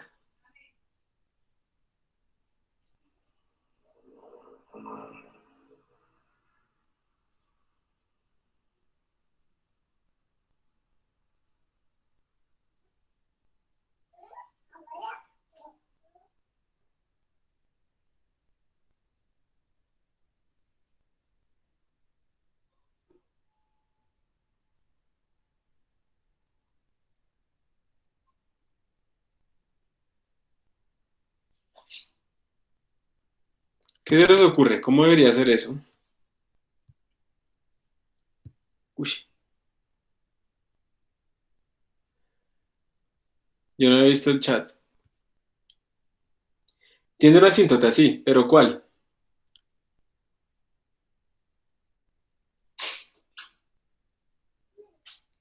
Bueno, ustedes esperen, De- respondo a las preguntas. debería ser algo como 1/2 a la P o algo así. Es más fácil que eso. De hecho, crece, ¿no? Yo lo que espero es que si aumenta el número de procesadores, el speed sea más grande. Entonces no puede crecer, sino crecer. Gracias por lo de la niña. Sí, yo siempre me veo bravo, ¿no? No, ¿quién va? Sí, le voy a enseñar a programar a la niña para que ella escoja si quiere dedicarse a eso o no, pero que no se frene solo por ser niña. A ver, en la máquina virtual no les debe aparecer a ustedes, Lady, para tu pregunta, en la máquina virtual no les debe aparecer necesariamente MPI C++ porque no está instalado. Y la forma más fácil de instalarlo es con slpkg. Entonces, slpkg install OpenMP, OpenMPI, perdón. Esa es la manera de hacerlo en la máquina virtual. ¿Listo, Lady? Para Sara también. Hay que cargar algo antes de compilarlo, pues hay que instalarlo. También lo pueden instalar con SPAC. También pueden SPAC install OpenMPI y eso también les instalaría pues el MPI CC. MPI Bash, no sé qué es eso. Tocaría mirarlo a ver. Parallel Scripting Write for the... No. Ese no es el que estamos buscando, Carlos. MPI File Utils tampoco. MPI Base Tools. Sí, dice chistoso paralelo. Tiende a una asíntota, tiende a 1 0 X, lo que es opuesta a esa, o sea, X, pero X mayor que 1. ¿Y qué es X? ¿P? Me están enredando log de X, casi. Es una función creciente, Carlos, sí señor. Y es muy sencilla, digamos, pero pues cuando uno ya tiene más, lo ha trabajado en estas cosas, pues obviamente para mí ya es sencillo, pero no, la primera vez que lo hice no era tan sencillo. Pero esto crece como P. ¿Por qué? Idealmente. Si uno lo que hace es ponerle dos procesos a un programa que idealmente es 100% paralelizable, recordemos que eso no es cierto, estamos en el caso ideal. Si yo le pongo dos procesos a un programa 100% paralelizable, pues yo esperaría que se demorara la mitad del tiempo, ¿cierto? Entonces este t de n,2 sería t de n,1 sobre 2. Se me cancela en el t de n,1 y sube el 2. O sea, me queda que es 2. Si yo le pongo 10 procesos, yo esperaría que se demore 10 veces menos. O sea, t de n10 sería t de n1 sobre 10. El 10 sube y me daría 10. O sea que idealmente este escalamiento, este speedup, en función de p, debería ir como p a la 1. Una línea recta que va creciendo con p. ¿Listo? Eso es lo ideal. Pero lo ideal, pues obviamente en un caso muy ideal en donde el programa es 100% paralelizable y todo y escala apropiadamente. Eso nunca se obtiene. Normalmente uno lo que tiene es ese speedup siempre es menor que p. ¿Sí? Ahora, esa eficiencia paralela, el segundo, es la segunda métrica importante en este caso. Esa eficiencia paralela se define como el escalamiento paralelo sobre p.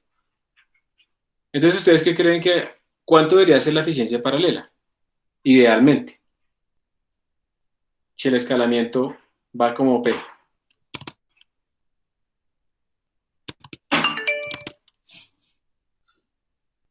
¿Cuánto creen que debería dar la eficiencia paralela idealmente?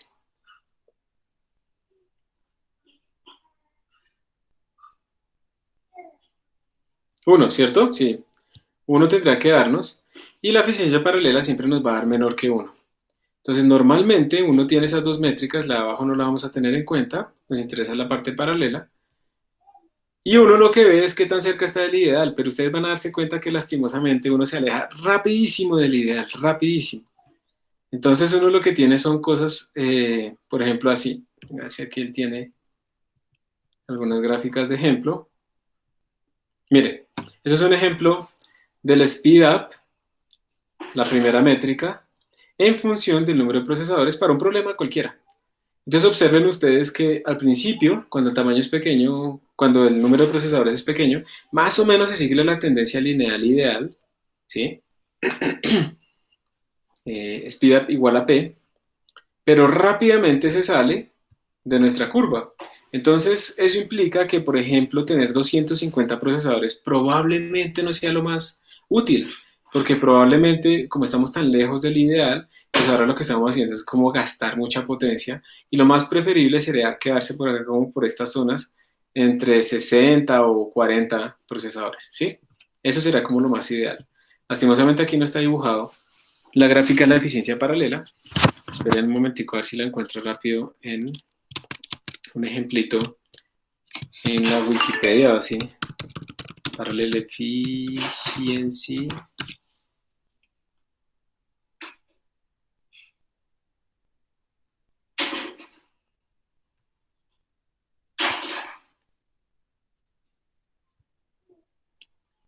Yo quiero imágenes para ver si sale alguna buena. Miremos esta.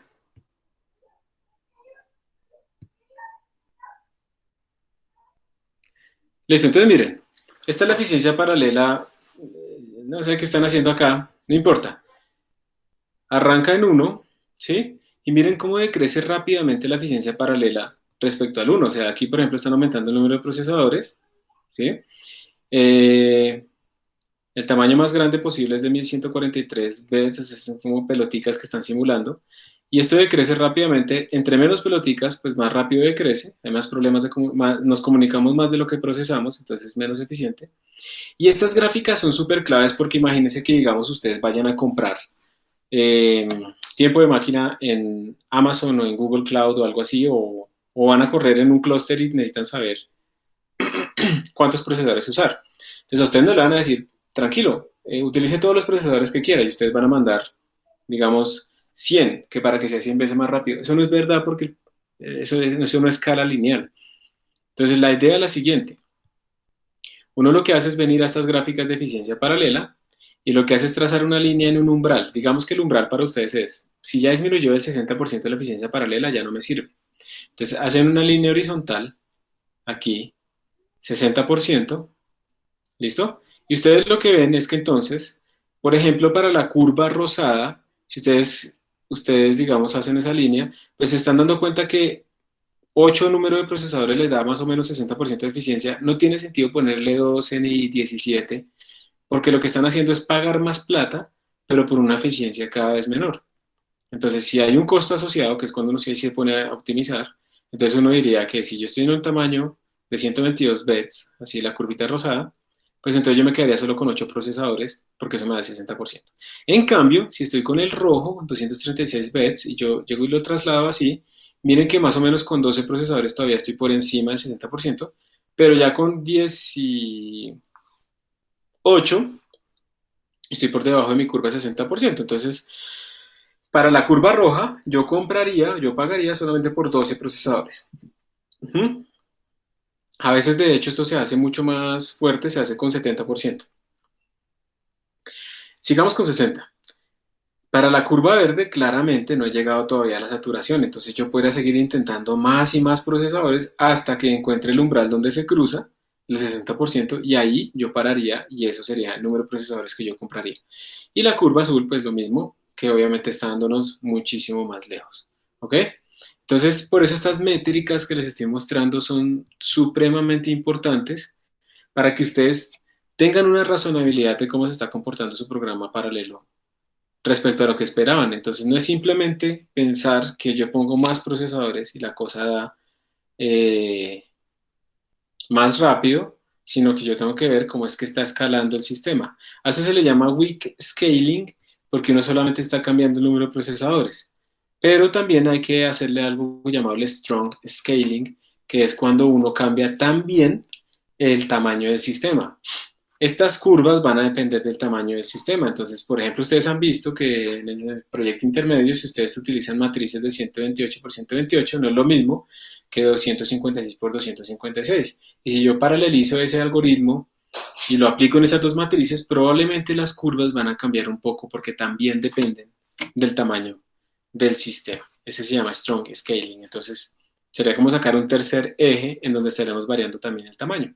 Y ustedes también se van a dar cuenta entonces que cuando un programa en paralelo pareciera, y ese ejemplo se ve bien claro acá en esta curva que nos encontramos, pareciera que la programación en paralelo no es muy buena cuando tengo poquitas cosas, cuando el tamaño del sistema es chiquito. ¿Sí lo ven? El 60% se obtiene con muy pocos procesadores. El 70% se obtiene con poquiticos. Y si yo hablo del 80%, pues miren, solamente 4 procesadores. O sea, eso es casi nada, ¿sí? En programación en paralelo. Entonces, cuando tengo un sistema muy chiquito, la programación en paralelo no es muy útil. Me comunico mucho, gasto tiempo en otras cosas que no es haciendo cálculos. Pero, si ya hablamos de sistemas más grandes, miren, la curva azul nos dice que esta saturación ocurre mucho más adelante. Entonces, en programación en paralelo es muy importante ser un poco ambiciosos. Hay que pensar en ir más allá. O sea, no hay que quedarse con esos tamaños que uno utilizaba normalmente, sino que hay que ir más allá para poder ver en esas curvas realmente el escalamiento apropiado. Entonces, de nada sirve ponerme a probar que con una matriz de 5 por 5, de 10 por 10, de 100 por 100, no. Yo tengo que ir a matrices de 1000 por 1000 y más allá, hasta que incluso acabe la memoria RAM de mi computador y me obligue a paralelizar incluso la memoria, incluso hacer descomposición de dominio de la memoria, que son técnicas que vamos a ver en la siguiente clase de forma muy genérica. Entonces, con eso termina toda esta carreta. Déjenme ver si podemos arreglar esto. El communicator parece que no lo estuviera detectando. ¿Será que esto tiene que ir al inicio? Voy a ver.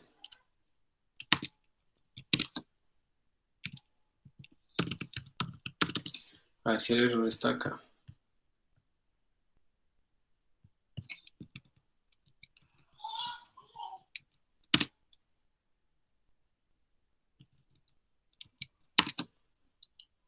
No, es en el init. El init failed for some reason. Your parallel process is likely to abort. Voy a copiar. Aquí están viendo simplemente lo que hace cualquier persona, ¿no? Buscar en Google. Esto se ve feo.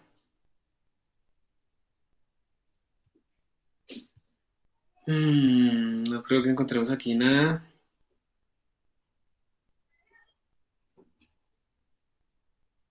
Mami,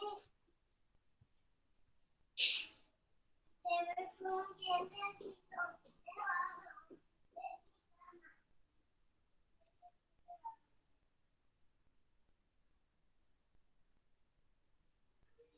Mm,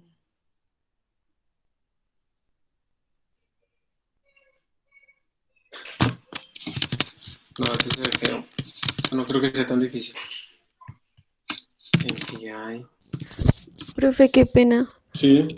Es que no me quedó muy claro por qué se satura el tiempo. ¿Podrías volver a repetir? Sí, claro. Gracias. ¿Cuál? ¿Cuál tiempo? El speed up. ¿Por qué se satura la speed up? Ajá. Eso tiene que ver con esa ley que vimos antes que se llamaba, creo que ley de Amdahl. Vamos a volvernos aquí un poquito. Es esto.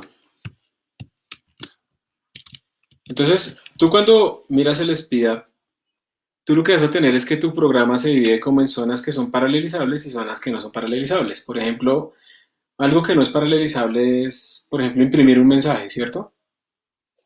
Imprimir el promedio me dio tanto. Eso yo no lo puedo paralelizar. O sea, yo tengo que calcular el promedio de forma paralela, pero la impresión de ese mensaje no es paralelizable. U otras cosas, por ejemplo, calcular la diferencia de un vector elemento a elemento. Entonces, digamos, el primer elemento con el elemento 0, el 2 con el 1, el 3 con el 2. Como hay dependencias entre esos datos, eso no es paralelizable. Entonces son cosas que son seriales. Entonces, cuando tú lo que haces es aumentar el número de procesadores, tú lo que estás haciendo es que la parte paralelizable se vuelva cada vez utilice menos tiempo, ¿cierto? Porque como es paralelizable y le estás metiendo más procesadores, idealmente, ¿sí? Olvidando la comunicación, idealmente el tiempo que eso se gasta es cada vez más chiquito. Pero el tiempo total de ejecución de tu código es la suma del tiempo serial más el tiempo paralelo. ¿Cuál de esos dos va a disminuir cuando tú aumentes el número ¿de qué? De procesadores. El paralelo, ¿cierto? El paralelo. Ujú. Pero el serial no. Entonces, si tú haces idealmente tender el número de procesadores a infinito, pues el tiempo paralelo idealmente tendería a cero, pero todavía te queda el tiempo serial. Entonces, no hay forma de que esto tienda a un speed infinito. Al final, lo que vas a tener es el tiempo que se gasta en la parte serial, inevitablemente. Ah, ok. Vale, profe, gracias. Ajá. Pues por eso, digamos, la definición de la ley de Amdahl es 1 menos P, que es la parte serial, más P sobre N, que es la parte paralela dividida entre el número de procesadores. Es por eso que se satura. Entonces, por eso es que no tenemos nunca eficiencias de 100% y las curvas siempre nos van a hacer cosas así. Los speedups siempre se van a alejar del ideal. Y en todo esto, como les digo, también es porque la parte paralela, o sea, esto también es ideal en la ley de Amdahl. El tiempo de lo paralelo no disminuye de esa manera porque hay que sumarle el tiempo de comunicación. Cuando yo tengo que hay muchos más procesadores, tengo que comunicarme más. Entonces, el cálculo paralelo disminuye, pero la comunicación paralela aumenta. Y eso hace que incluso estos máximos disminuyan aún más. Entonces, yo tengo como esos casos límites. No tengo sino solo un procesador, o solo un proceso. Entonces la comunicación está en cero porque yo no me hablo conmigo mismo, ya me conozco, supuestamente. Entonces la comunicación está en cero, pero pues el tiempo paralelo no disminuyó, sino simplemente es un tiempo serial. El otro caso límite es, tengo muchísimos procesadores, entonces tengo un tiempo de cómputo paralelo muy bajito, pero tengo muchísima comunicación entre ellos. Entonces el tiempo de comunicación aumentó muchísimo, entonces no gané. Siempre nos estamos moviendo buscando el ideal entre esos dos extremos. Bueno, voy a revisar con más detenimiento esto para poder correr el ejemplo MPI, más bien lo dejamos para la otra clase. Si tienen alguna otra pregunta la pueden hacer ya mismo, de lo que vimos hoy.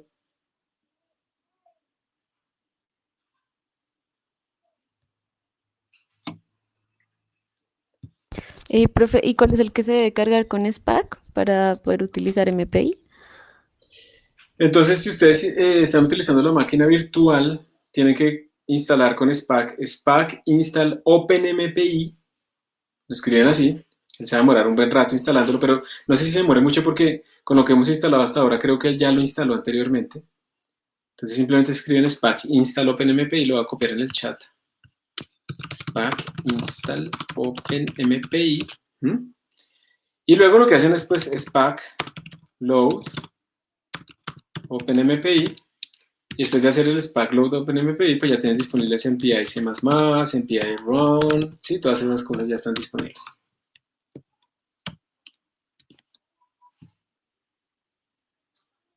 Eso es con SPAC, ¿no? Vale, gracias, profe. De nada. Lo que dice preferred version u otra. Instálenlo así, simplemente SPAC install OpenMPI, él va a instalar la preferred version, que es la estable, la última estable. Entonces, instálalo así sin decirle la versión y él va a instalar la preferida, la favorita, yo no sé, la mejor en ese momento. Pero, por favor, solamente utilicen esto si tienen en su máquina virtual o en su computador por lo menos dos núcleos. No, 4 o más. Si tienen menos de 4, vamos a utilizar Replit. Porque es que no vamos a hacer nada si vamos a utilizar MPI en un solo núcleo, porque lo que vamos a hacer es que se demore más, o en 2 núcleos, o en 3 núcleos, vamos a hacer, y le mandamos 10 procesos, se va a demorar muchísimo más, porque va a estar muy sobrecargado y va a correrlo serialmente. Entonces, en lo posible, hacer eso. Angie, te sale esto, SPAC installer hero, OpenMPI requires with sean Fortran compilers. Ahí probablemente toca instalar primero Fortran. Entonces, si quieren, déjenme, yo reviso ahorita en la máquina virtual cómo instalar OpenMPI y si me sale un error así, les mando un mensaje para decirles cómo corregirlos. Eso es lo que está pidiendo, es que toque instalar también un compilador de Fortran. Probablemente tenemos el de C++, pero no tenemos el de Fortran. ¿Qué te sale si le escribes esto? SPAC install Fortran.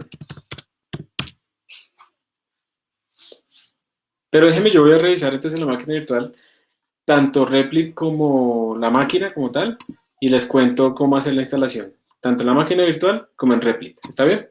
Les mando la instrucción después. Sí, yo preferiría que lo hicieran con ese LPKG. Sí, yo también estoy de acuerdo, que fue el primero que les dije. Hagan por favor lo que dice Inti, los que tienen máquina virtual con Slackware y les está funcionando ese LPKG, ¿no lo han dañado? Sí, no, utilízalo como lo está haciendo Inti, por favor. Listo, Carlos, sí, yo te entiendo. The package, making the package explicit. Y Angie, entonces te toca buscar Angie en Ubuntu cómo instalar gfortran. Tienes que instalar un compilador de Fortran. Entonces tienes que buscar eso. Listo, Angie, entonces busca how to install Fortran compiler in Ubuntu y le pones la versión de tu Ubuntu. Y ahí te saldrá apt install gfortran o algo así, probablemente. Bueno, entonces yo les mandaré las instrucciones de cómo instalar en la máquina virtual y en Replit, cómo tener listo el entorno de desarrollo para MPI. De todas maneras, tranquilos, porque la otra semana vamos a empezar es con OpenMP. Entonces, bueno, feliz fin de semana, que les rinda mucho. También vamos a hacer un ejercicio la próxima semana de arrancar viendo cómo hacer force en la consola. Y ustedes van a decir, ¿por qué no aprendí eso antes para haber corrido ahí el proyecto intermedio en varios núcleos? Pero pues ya no tenemos tiempo para hacerlo. Entonces, bueno, lo veremos para después para que ustedes vayan comparando todas esas herramientas.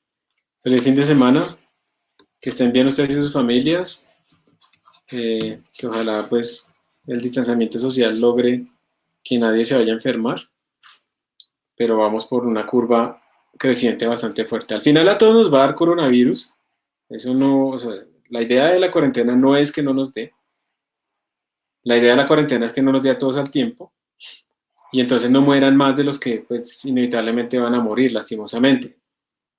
Esa es como la idea. Entonces a todos nos va a dar coronavirus, tratemos es de posponer al máximo, ojalá la idea, o sea, la cuarentena sería ideal en el sentido de que se consiguiera la vacuna, pero pues también tengamos en cuenta que la vacuna primero la va a comprar Estados Unidos, la va a comprar primero Europa, y ya después va a empezar Latinoamérica, Brasil primero, sí, o sea, nosotros vamos a ser de los últimos en tener la vacuna.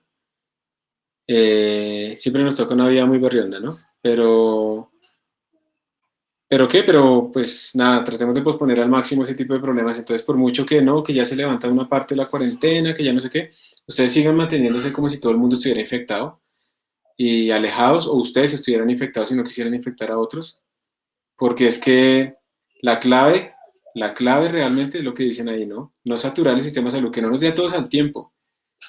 De todas maneras, una persona que entra a una UCI ya, ya está en la mala. La UCI y los ventiladores son un último recurso porque eso es muy invasivo y ya es, digamos, como lo último que hacen los doctores. Pero es que el problema es que el coronavirus implica un 20% de hospitalización, o sea, para tratar las, no UCIs, hospitalización.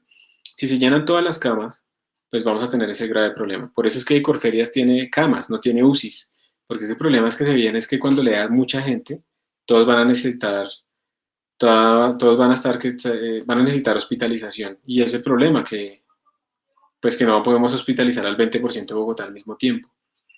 Y eso implica que si no se puede hacer eso, mucha gente va a quedar sin atención y entonces van a morir más de los que habrían muerto si se hubieran atendido todos con capacidad apropiada. Ese es el gran problema.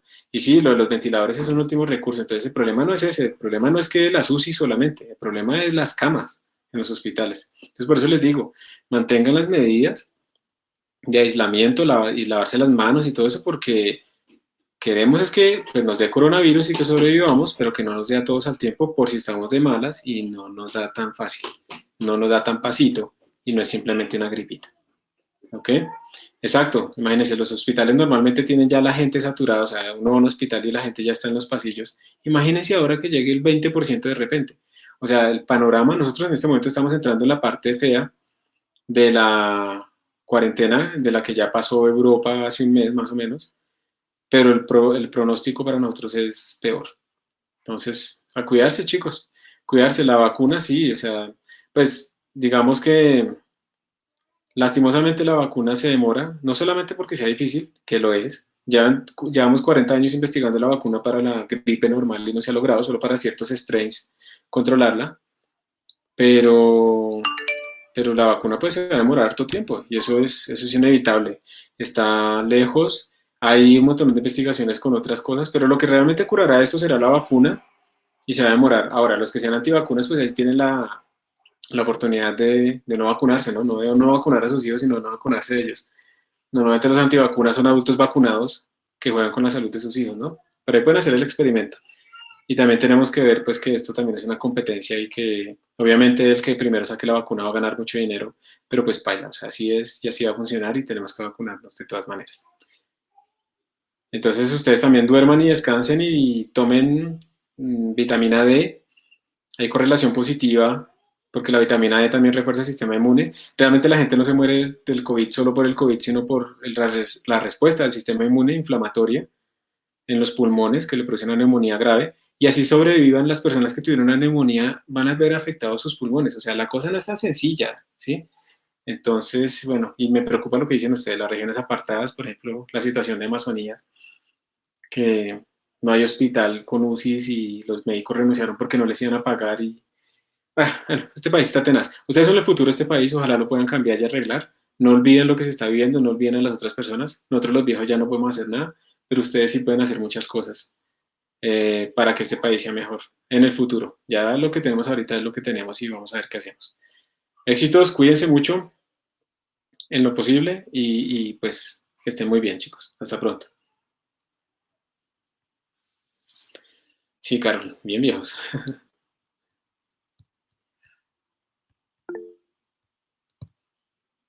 Con gusto, que estén muy bien. Nos vemos el miércoles de la otra semana y no olviden que el lunes a las 17 horas tienen que enviar el proyecto intermedio.